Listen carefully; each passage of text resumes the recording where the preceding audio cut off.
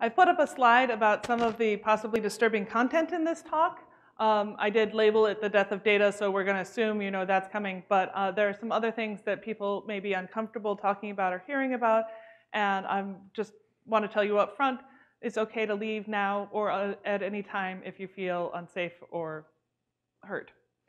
So this talk is called The Death of Data. And it is about data hoarding and poisonous data and silos. So let's start with our friend ergot. Ergot is a fungus that grows on many grains, especially rye. And when it is consumed by humans, whether in the form of a whole grain or as flour made from ground contaminated seeds, it can cause hallucinations, gangrene, and a persistent burning sensation. Ergot is part of what we think caused the Salem witch trials, because if you felt like your body was on fire all the time and your limbs turned black and fell off, you would feel pretty hostile towards somebody, and you'd look for somebody to blame. So why does ergot matter when we talk about data? Because the same things that cause ergot to get into the human food stream cause us to consume bad data. Bad data into our machine learning streams. What we have is a problem of mixed origins and indiscriminate consumption. A lot of us, almost all of us, have become data hoarders. Storage is so ridiculously cheap that it is absolutely more cost-effective to store something than to spend the human hours to sort it before you store it. It also reduces our fear of losing something important, something we might not be able to replace. This picture is an art installation that is 1 day's worth of Flickr photos printed out on photo paper. You can't see it, this is only part of the room. But I thought that was just such a clear indication of how much data we are storing every day. I started thinking about the problem of obsolescent data a couple years ago, but it came into focus when I applied for a job. I applied at a company that I had never worked for before, and they bounced me out because they'd seen that email address before. I was confused, so like the bad person that I am, I entered a password from that era, and it worked. I was like, why do these people have my profile information? I did a little digging, and it turns out that 9 years ago and 3 company acquisitions ago, I had applied for a job at one of the acquired companies. And they had just kept that data the whole time. In it were 3 kinds of data. Old data that was still correct or relevant, like my name and my job history up to that point. Or old and wrong data, like my job title and my experience and my pay rate and my address. Or dangerous information, because a lot of times when people have you fill out job ads, there's a lot of things in there that are basically candy for identity thieves. And when they make you enter that information, you believe that they're going to store it properly, but we don't have assurances about that anymore. People tell you that they're going to keep your information on file, but we don't believe them, because has anybody ever gotten a call back 3 years after they applied for a job? Because that has never happened to me. So they're just storing it because they don't want to get rid of it in case it's something useful. I don't think people really expect it to hang around indefinitely. Like if you'd asked me, I would have told you they probably purge it every couple years, but it appears not. And with the way companies roll into each other and become Yahoo, it's quite possible that your data is owned by somebody you have no control over or like contractual exchange with. In addition to the passage of time making things wrong, the data itself is susceptible to bit rot, drive failures, and worst of all, format changes. Forward-thinking academics and historical archives are worrying about how to digitize their magnetic collections, but even saying something is digitized doesn't mean that it's going to be readable. My first word processor was WordStir 2000. Anybody? Anybody? Yeah. It was WordPerfect, also popular. And I still have some of the information from that time, but it's completely inaccessible. Like, even if I could find a 5¼ inch drive and cobble together some kind of software to make it talk to a modern computer, there's not a translator that's good enough for that old format. And so, although I have the data, I don't, because I can never get to it without spending thousands of dollars. So when I talk about data hoarding, what do I mean? Amazon Glacier is the cryogenics of data. If you pay someone enough money, they will freeze your head. And the problem is not the freezing, the problem is the retrieval, right? So you didn't need the data in day-to-day life, but you might want it later, and it's not that expensive to hang on to. But even Amazon space costs something. What we're doing is not keeping our backups in the corporate sense. We're keeping data dumps because we're not curating everything that goes into this mini storage of the computer world. We're just putting everything in there in the belief that if we need something badly enough, it will be worth sorting through. So what does this have to do with ergot? One of the things we're doing with these massive piles of stored data is constructing giant databases to feed into machine learning. And this is where the indiscriminate consumption comes in, because it turns out that if you haven't sorted it before you put it into machine learning, machines are very predictable and they will learn exactly what you give them. So how many of you are signed up for credit monitoring alerts? No? How many of you regret that you signed up for credit monitoring alerts at some point? Yeah? One of the things that I think is interesting that my bank does is they keep track of where I live. And for the first couple years that I was traveling a lot, I would get calls like every week or two, like, are you really in Tel Aviv because you live in Minnesota? Are you really in Australia? Are you really in Cincinnati? We're super confused about where you're spending money, and we want to make sure that it's right because it seems out of pattern for you. They had years of financial history saying, I mostly only spent money where I lived, and now they were seeing all of these charges that could have been bogus. That's machine learning used for good. They're like, okay, look, we know where you spend money. There's a break in the pattern. Is that a legitimate break? But what happens when we feed this giant learning machine bad data, like really bad data? Well, we have 2-year-olds who get prevented from getting on flights by the TSA because their name matches somebody's. Or we have people who have the same name as someone with a criminal record. Or we have people who can't get jobs because of credit history that is inaccurate. We are penalizing people for things that they can't control.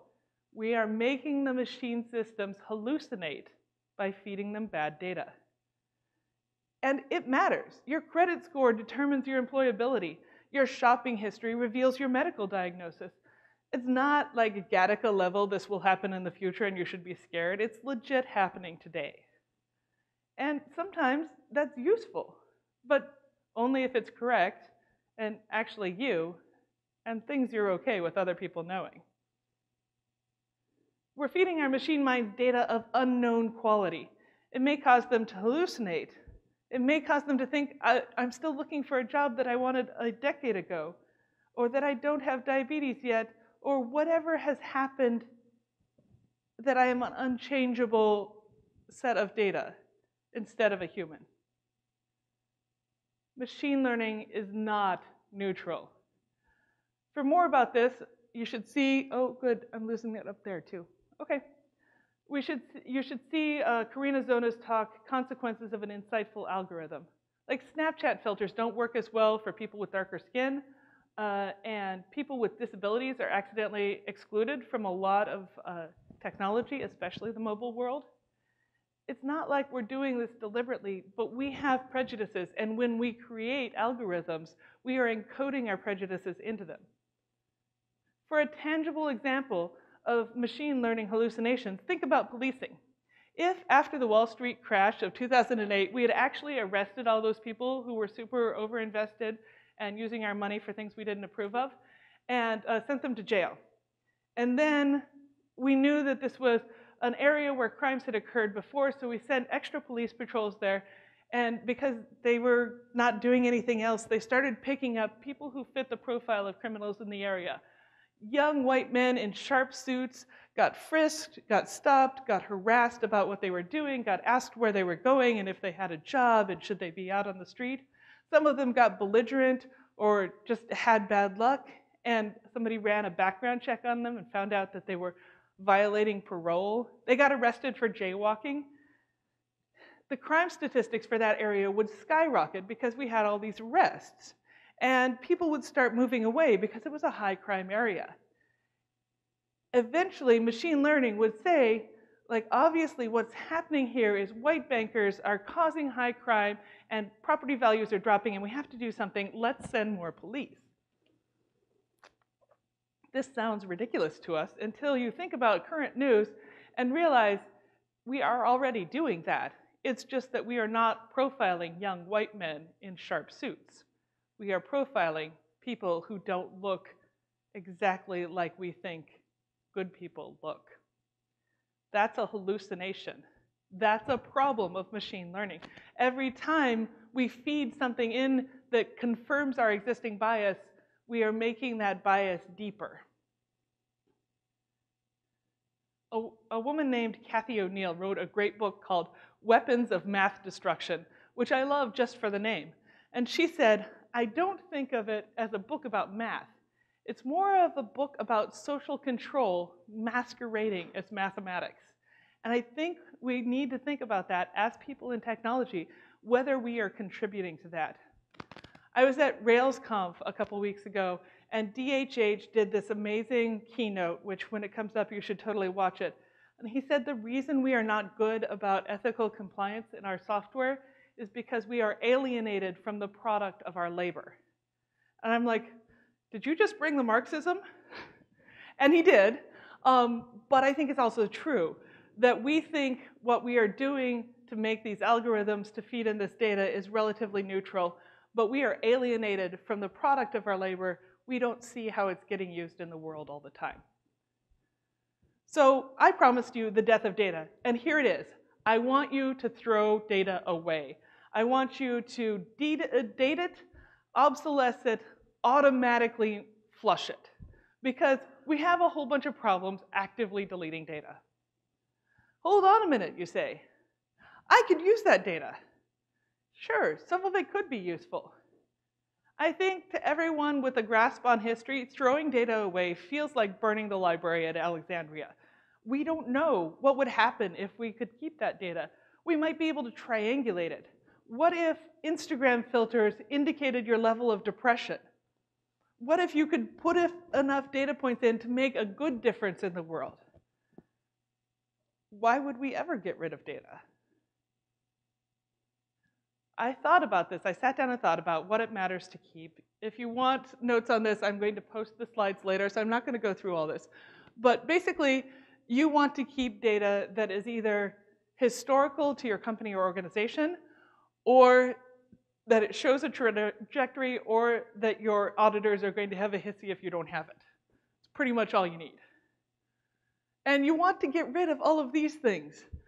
Meeting invites and resolved items and expired logging data. If you're not automatically flushing your logging data after a certain period, I'm glad I don't have to pay your hosting bills, because it seems so important in the moment, but old logging data is not doing you any good.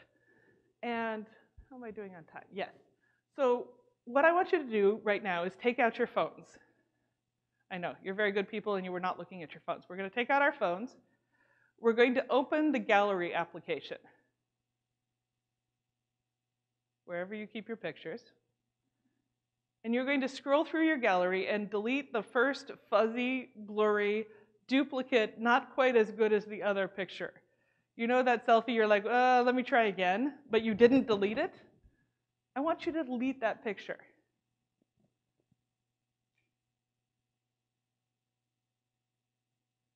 All right, how do you feel about that? Good? Like, I don't need to scroll past that picture again. Anybody else? Yeah. It wouldn't let you.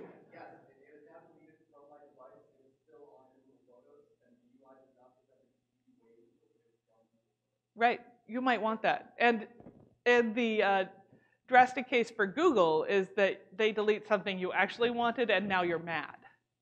So it is safer for them to store everything forever. Also, if we think they are not looking at those photos, we are wrong. sometimes when I run this exercise, people are like, it's a little scary to delete something. What if I want that? It's another common response. Now ask yourself why you haven't done that before. Like, why don't you go through and curate things that you scroll through all the time? It's too easy not to. We have set up the world to preserve data because it's not expensive. But I want to tell you this. Oops, wrong way. Archives are not backup. Archives are a deliberate storage of things that you want.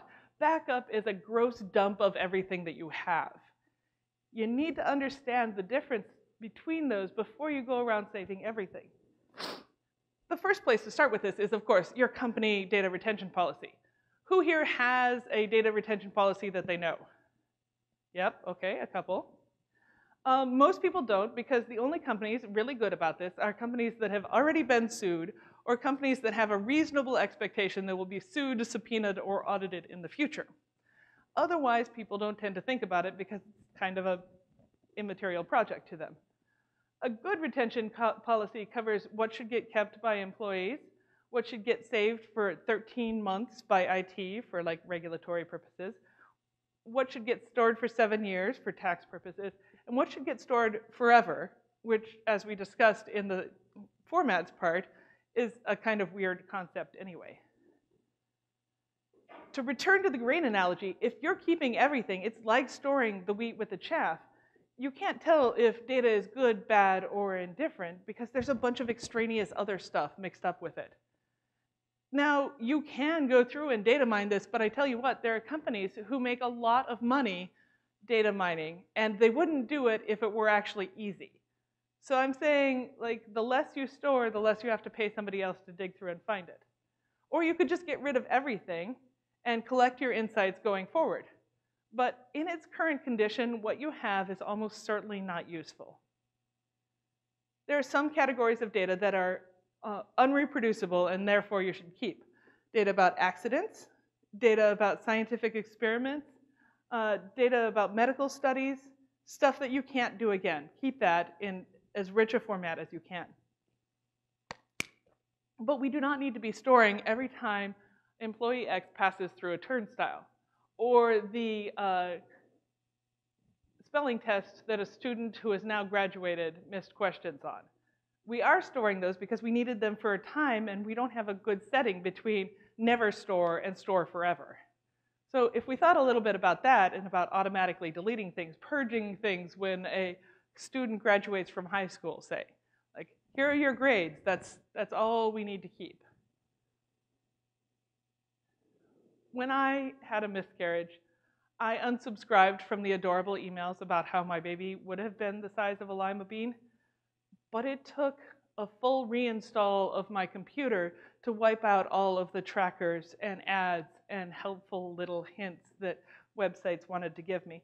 Because it turns out that the most valuable time in any advertising life cycle is when a woman is pregnant. If you capture a woman's brand loyalty when she is pregnant, she will continue to shop with that brand until her child leaves the house. So 18 years of brand loyalty. It's really worth investing in.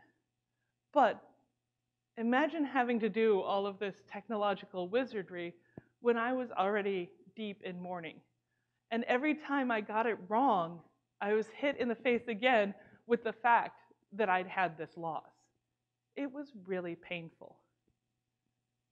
When we are profiling people, we have to remember that they are not a collection of data points. They are humans with souls and reactions and feelings. And it's so easy to forget that when we're looking at them as a collection, a constellation of things that they've bought and visited and bookmarked. When we kill data, we have a lot of feelings. We kill data, and we have to acknowledge the loss of its potential. It's immensely valuable. It quite literally powers the internet. We're sitting here using free Wi-Fi because we have all of these things that make it possible. And that's ads, and it's trackers, and it's subscriptions, and it's a little bit of payment to our ISP. But let's be real, mostly the internet is run on ad revenue and the sheer cussedness of some floss people. who would like it if they got some revenue, to be fair. But when we think about getting rid of data, we have to have this argument with marketing and analysis about whether or not we're throwing away something actually valuable. In most cases, the compensation for what we want is our attention and our data. If the data we use is bad or poorly sorted, we're wasting our time and our ad buys. And we're certainly hurting some people, but mostly we're just annoying them. Like, who has not had this experience? Like, Amazon, there's only so many of these things I need, and that number is 1. If you know my demographic, you know how I'm likely to vote. If you know I was shopping for awesome sneakers, you can make the ad of whatever I lingered on follow me around the internet until I crack. Craftsy is particularly good at this. I'm like, oh, that's a pretty quilt, moving on. Oh, that's a pretty quilt, moving on. Oh, I could buy that quilt. Every time, man, terrible. That's the exchange as it currently stands. They give us what we want and we buy it and everybody's happy-ish. But there are some problems. We keep too much data. A recent Sky and Telescope article by Peter Tyson talks about how we're scaling data to sizes that I personally find unimaginable. We're in the middle of building something called the LSST, the Large Synoptic Survey Telescope. This camera will image 10,000 square degrees of sky every 3 clear nights. Just for comparison, the full moon is half a degree of sky. That's a lot of sky. This project is scheduled to run for 10 years. It's going to accumulate 15 terabytes of raw data each night. Over 10 years, that's 1,095,000 Blu-rays worth of raw data. And when the data is processed, it will swell to around 200 petabytes per night. A petabyte is 10 to the 15th. For comparison, because those numbers just keep making zero soup to me, here's a project my mom ran in her class for over a decade. You know what a bread tab looks like, right? This is 1,000,000 bread tabs. 1,000,000 is 10 to the 6th. A gigabyte is 10 to the 9th. A terabyte is 10 to the 12th, and a petabyte is, like I said, 10 to the 15th. You would need 200,000 terabyte drives to hold a night's data. The astronomers have only the foggiest idea how they're going to handle this fire hose of data. The first thing they're doing, well before 2020, when the project comes online, is frantically teaching themselves big data computing, because obviously it's going to take a fundamental understanding of the basics to manage even the most elementary observations. And then there's the analysis. Over 10 years, every astronomical object that we can observe will be recorded about 1,000 times, and each of those times they will have tens of observations about them. And in case you didn't know, there's a lot of objects out there. The knowledge comes not from opening the dome on the sky, but from making the right types of queries to the database and knowing what to do with the numbers. The instrument is no longer a telescope.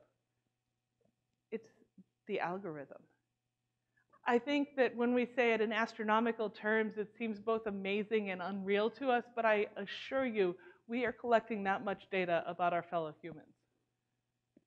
The same problems are true of genomic science, like DNA testing, body police cameras, and almost any other scientific or automated recording field. It is more data than the human mind can handle, and we have to create tools to handle it, just like we use magnets to smash together atoms. We can't handle this ourselves, so we have to create tools to handle it. And I think that's a fascinating problem, and I hope that people with ethics and concern and care are getting into that. Most of us are not funded by grants or studying the atom or the universe or the secrets of life.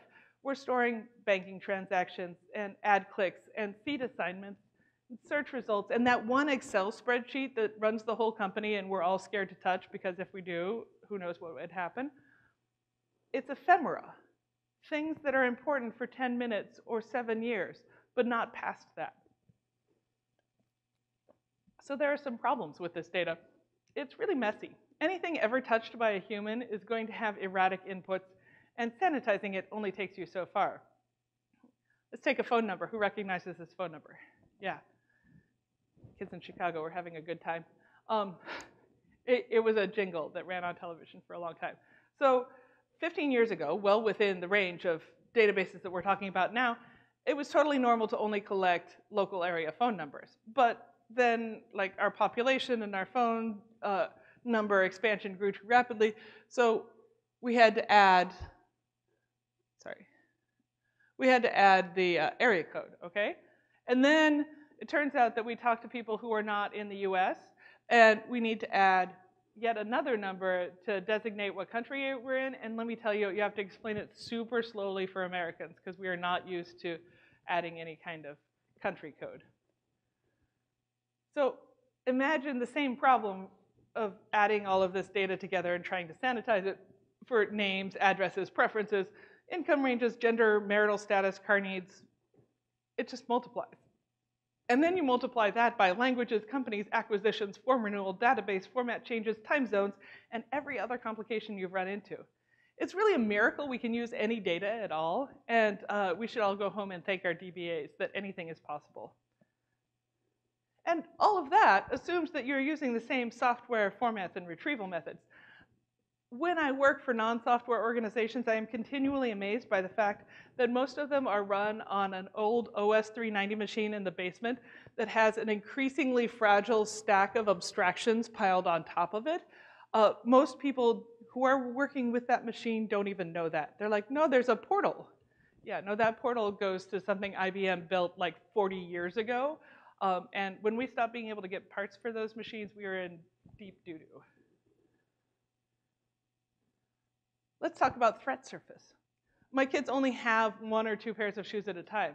It's not because I can't afford kids' shoes, but if there's only 1 pair, you can't lose them very effectively. They're somewhere in this house because you came in wearing them.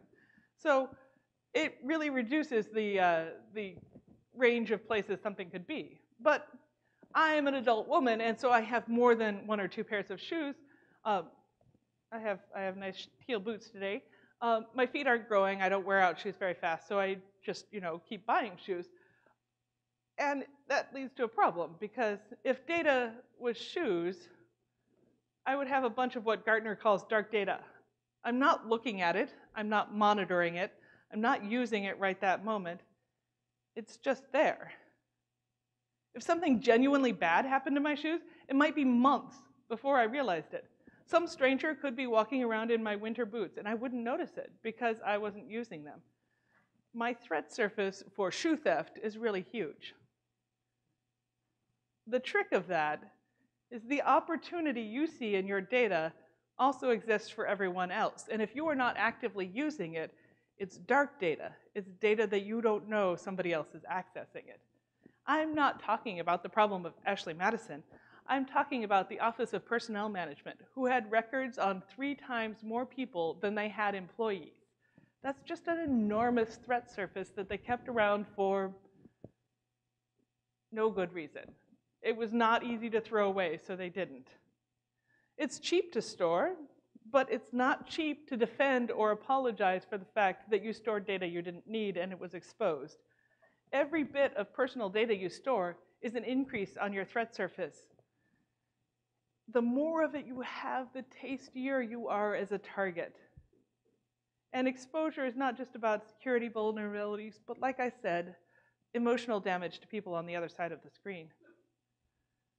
We seldom talk about the cost associated with data storage. We talk about the horrors of data loss and the best way to have fully redundant backup and failover data systems, and everything can be replicated instantly and nothing will ever be lost. But we don't talk about how much it costs to keep those systems up. When you go back to your company, I'd like you to do an internal examination of the risk cost and opportunity cost of storing everything forever. I know that companies hate change, but they hate losing money even worse than change. How much will a security breach cost you, because you know it is inevitable to have some kind of breach? How much do you pay for storage? How long does it take to onboard someone and guide them around all of the dead parts? Because I think all of us have had that moment where we started a job and we run final build script, and it turns out to be entirely the wrong build script, and what we should have run was new build script final. 2. Yeah, why don't we take out the bad ones? But no, we don't. We just like onboard people around them, like missing stairs. How much time does someone spend looking for an answer in your mountain of straw? And what poison are you feeding your machine intelligence? How is it going to hurt you on a social engagement, conversion, or prediction failure? Keeping data is not a neutral activity. It feels like it because it's in action, but that doesn't mean it's neutral. The clearest example of this compounded hallucination is our dependence on BMI, body mass index. This man, in this condition, not now, is clinically obese. This dude's fine. So do you feel like he's less fit or at a higher risk of a death? Do you feel like this guy is going to die sooner than this guy? Maybe not. Because body mass index is encoded into our actuarial tables and it's encoded into our fitness apps, it's encoded into our healthcare system, and it's poison data. It's based on a formula conceived 200 years ago by a Belgian mathematician who was only working with white male upper-class Belgians, and actuarial tables compiled from statistics taken by insurance companies in 1912 and 1949 about white men who could afford insurance. These tables started out describing the average weight from a time when the average lifespan was 50. As the years wore on, that normal weight that we described changed into a standard weight, which then changed into an ideal weight. Then Ansel Keys, who is a super interesting guy and did something called the Minnesota Starvation Study, which you should look up if you ever feel like dieting, took those weights and combined them with this old Belgian formula to find a way to look at things across populations because he was trying to figure out how to feed Europe after the World War II. He explicitly and aggressively said that BMI should never, ever be used for individual diagnosis since it's super inaccurate at describing the problem of fatness versus weight. We love easy answers. We love the way that BMI is simple to calculate, and we started using it everywhere. But it's the wrong tool. It only applies to white men for the most part, as a collective. But our doctors ask us to accept that it makes sense to apply it to children and women and pregnant women. We apply it across race and age, and God forgive us, without any other indicator of fitness. And it turns out, it's not a great health indicator. People with a BMI over 30 are more likely to survive cancer and surgery than people with a normal or below normal BMI. So what's going on? It doesn't matter that it's bad data because your watch is judging you for being chubby and your doctor can't get insurance approval to do a knee replacement so you can play tennis again because you haven't been able to play tennis in 3 years because your knee hurts. We created this monster and we coded it in, and I have no idea how we are ever going to dig it out of the machines that believe that BMI is a predicator of health. I don't know how we're going to do that. On an individual basis, we can argue with our doctors. It's really hard to argue with the insurance companies.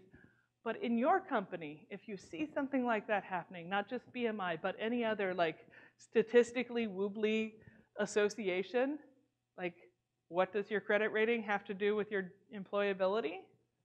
Maybe you should say, stop. Is that really valid? Maybe people with low credit ratings are likely to be women leaving relationships. That doesn't mean they're not employable. It means that they had a patriarchal credit emergency. Old data is not like neutral dark matter. It's not just floating between the stars.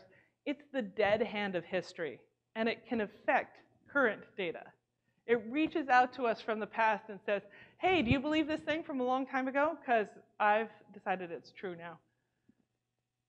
This same rant about BMI applies to standardized testing in schools and racially biased search algorithms and incarceration rates. What we feed the machine determines what the machine believes. Feeding it poison gets us a poisoned society because we are not rugged individuals. We are, at this point, symbiotic with big data.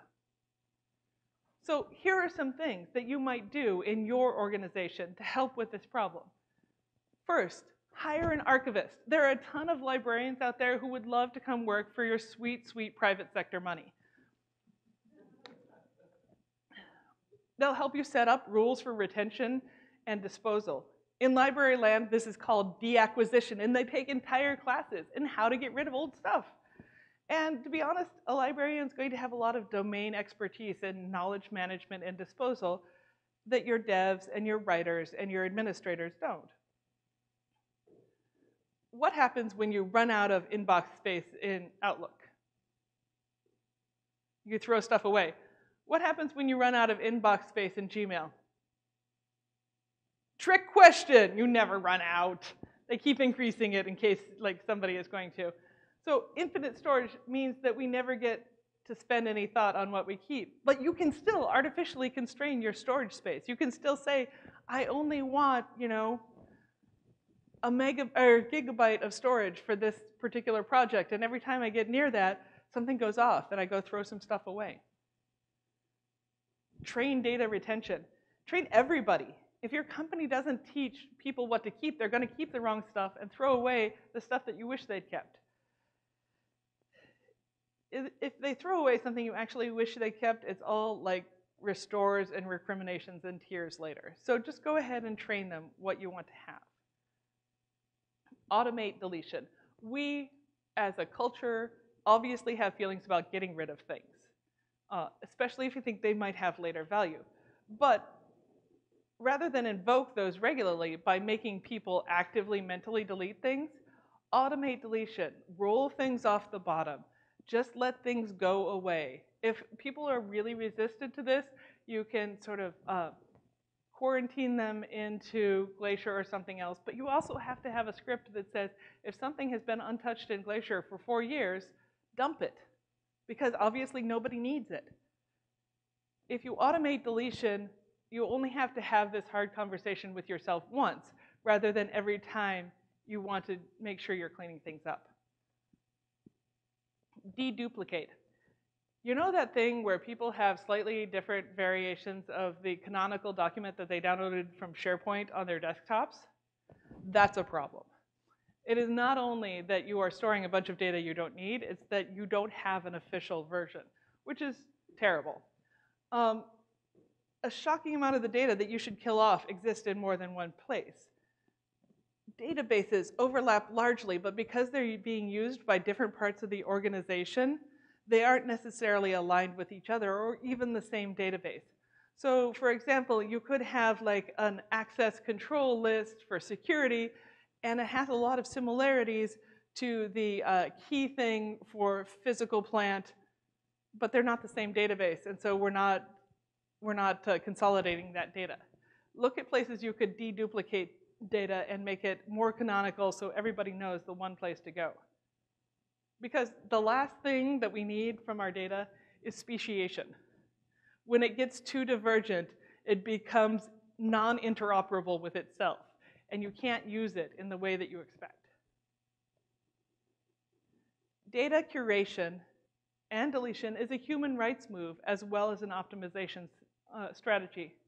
How many of you want to be known for the things that you said before you were 18? Right, but that is the future that we are setting up for our children, that the Roblox account they have now will be something that their college admissions and their future employers can search. And if we don't think about how we are getting rid of data, it's going to follow them for the rest of their lives, just like our stupid mistakes in our mid-20s or 30s are going to follow us. Unless we make better choices about what to archive, we are building our own prison. People are mutable. We change. We turn out to not be 16 and kind of jerks. We want to remake ourselves.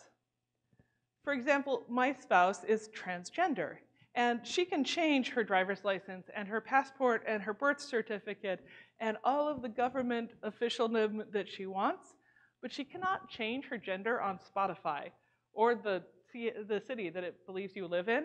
because nobody at Spotify thought anyone would ever move or change their name or gender. That's a real terrible oversight. Like, imagine every time you log in to listen to some dance music, it greets you by somebody else's name. That's kind of appalling. Remember that people are mutable. Remember that information about dead people is especially radioactive, because every time someone is reminded of a loss in their life, it's like a stopper. You can't just sort of go on, oh yeah, my friend died a year ago today. No, you're like emotionally compromised for quite a while.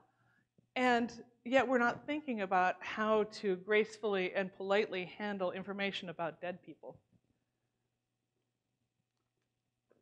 The real problem of infinite data retention is not just that data rots, and not just that it's bad, but that it accumulates. Eventually, even the simplest search has so many returns that it's less work to reinvent the wheel than to look at all the vaguely round wooden things that you have in a pile. Unless we understand that we can't keep all the things forever, it's just going to get worse. We are right on the precipice of data so large we cannot manage it. So, if this talk was too long and you read Twitter instead, here are 3 things that I want you to remember from this talk. Collect data carefully. Think about what you are collecting and why, and how long you want to store it, when you collect it, not later. Ingest data mindfully. Remember that maybe the way everybody else does it is not a good model. Think about how you're going to use that data and what it's going to mean to your company and to them and how it's going to work. And delete data boldly. Just go out there and throw some stuff away. One of the things I recommend when I give a documentation-flavored version of this talk is that people have a hack day where they get together in teams and throw things away. Because a single person has trouble throwing things away because you don't know if it's like approved by the group. But as a group, you can get together and say, hey, do we really need to be storing these spreadsheets from like 1998? Is that still relevant data? It might be, but I think as a group we have a better chance of setting the rules for getting rid of it.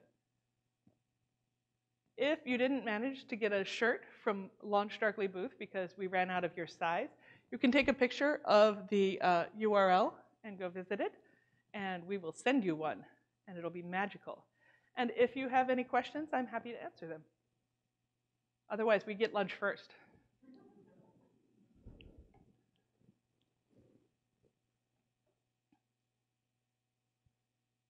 Nope.